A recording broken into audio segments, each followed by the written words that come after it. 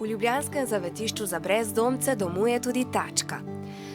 Zanjo skrbi več brezdomcev, najbolj pa socialni delavec Vlado, ki je mačko pred 5 leti prinesel v zavetišče. Dobil je pri sosedovih. In tukaj se je zelo hitro navezala na te naše brezdomce, na nas. Zelo hitro je ugotovila tudi, kaj je nevarnost, ker v bližini je cesta precej hitra, in je zelo hitro ugotovila, da to ni v redu. Tako se Tačka, za razliko od svojih skrbnikov brezdomcev, nikoli ne potepa po mestu, ampak je vedno v zavetišču. Družba brezdomcev je očitno všeč, njihova hrana pa ji ne ustreza.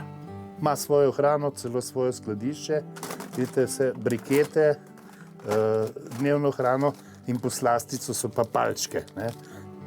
Najraje pa Tačka seveda spi. Včasih si poišče prazno posteljo, velikokrat pa se stisne k brezdomcu.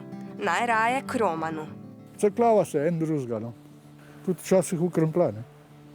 Zvečer pa gledava skupaj televizijo, dnevnik, filme. Dokler do konca filme gledava tam do 11, potem grem jaz spat, ona pa za mano tudi. Tačka je tukaj naredi vsem nam veliko razvedrilo, vsi se z njo obadamo, eno veselje, ogromno veselje. Kaj predstavlja tudi eno toplino, kakor mi njej tudi dajemo svojo toplino. Tačka torej poskrbi, da se brezdomci vsaj nekje počutijo doma.